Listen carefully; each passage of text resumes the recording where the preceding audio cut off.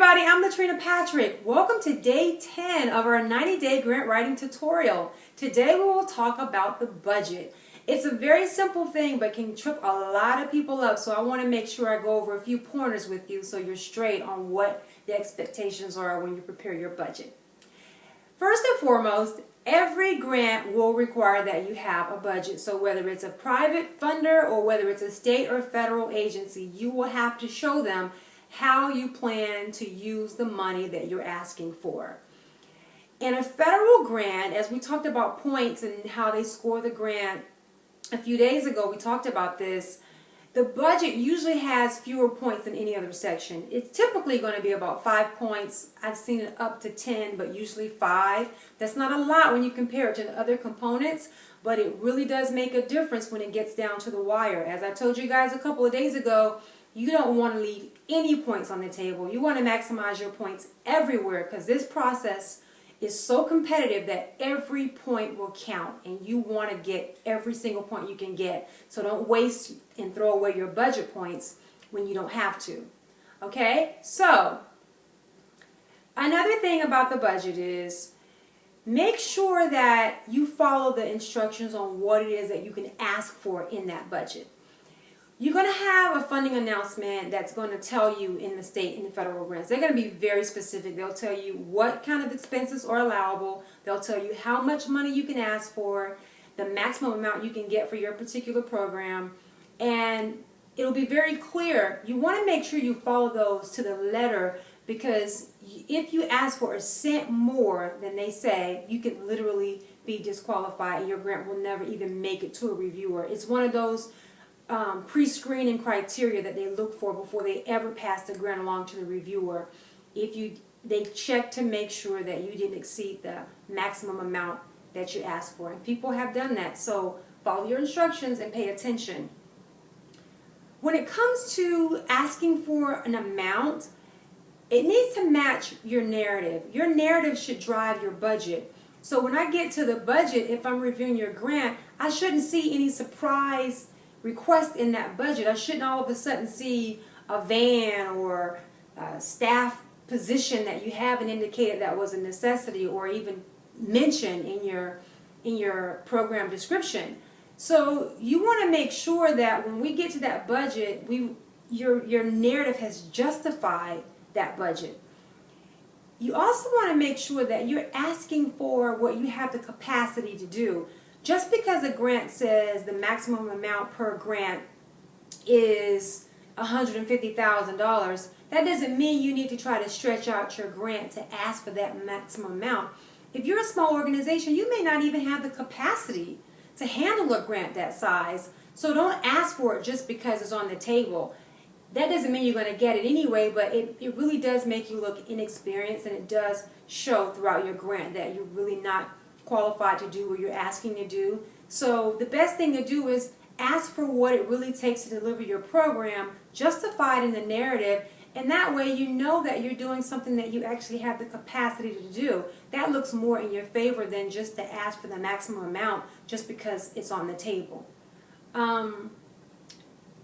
Even if you do ask for the maximum amount, this is the one area of the grant that is always negotiated. So regardless of what you put in your budget, once you get awarded, it's going to be negotiated. They're going to take certain things out. It never fails. So just be mindful of that. That's not a justification for you to pad it because you think they're going to knock some stuff off anyway, but they're just going to make it more realistic. So just go in there, be realistic about what your costs are. Get as close to the real cost as you can. Do your research about things. So if you're going to ask for a van for an after-school program because the kids can't get to your program without it, you're in a rural community, then find out what the cost is for a used van or whatever. But just do your homework. Include in-kind services. So if you have a situation where a school or a church or some other organization is allowing you to use their facility to hold your program at no cost to you, that's great, but you can reflect that in your budget as in-kind donation. So find out what that cost would be if they were charging someone and incorporate that into your grant. That shows community buy-in and community partners, and this is an area where you would likely get a letter of commitment from that agency who's doing that for you.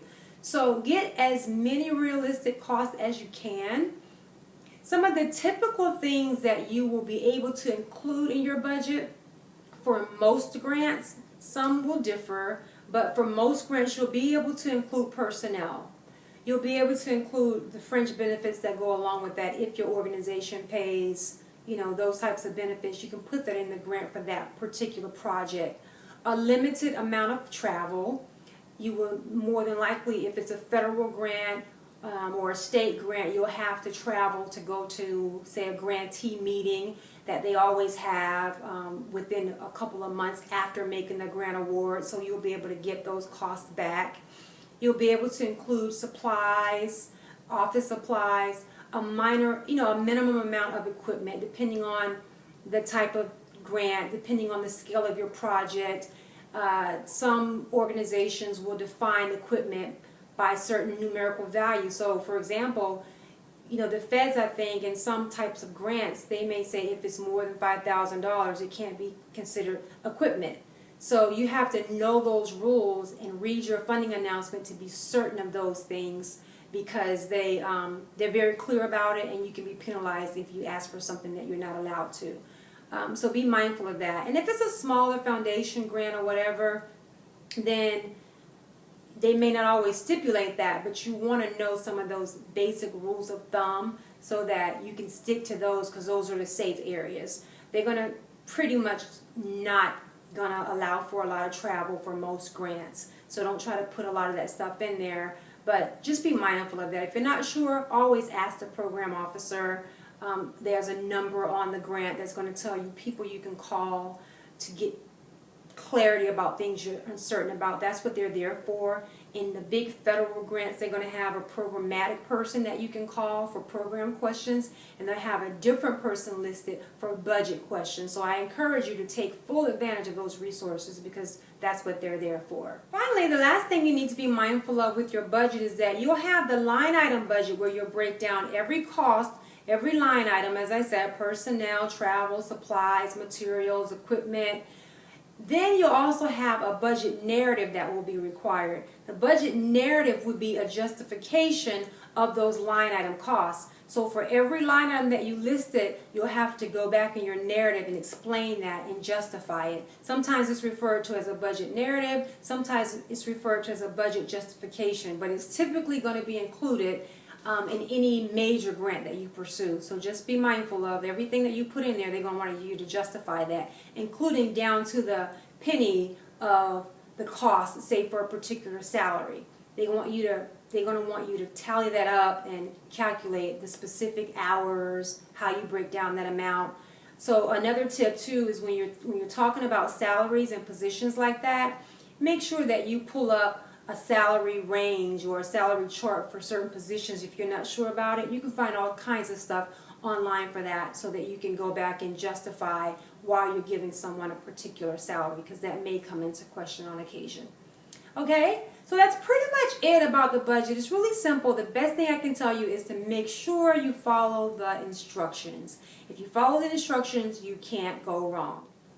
So if you have any questions or comments about anything you've seen today, leave me a question here on my YouTube channel. That way everybody can see it and everyone will have access to the responses.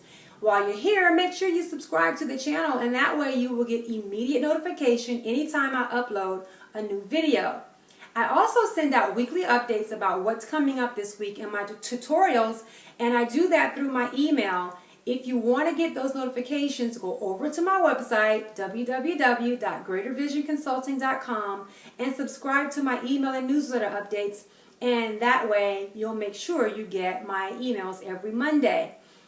As a gift to you for signing up for my email updates, I will send you a Grant Writer's Toolkit. It's a great resource. It has a template for writing a budget. It has a template for putting together a proposal. It has sample letters of support that you can send out to your community partners. And it also has some referrals and some links and some helpful websites that every new grant writer needs. So make sure you go over and sign up for that so that you can get that free gift. I hope that you have enjoyed today's session. Come back tomorrow when we will talk about what goes in the appendix. See you tomorrow.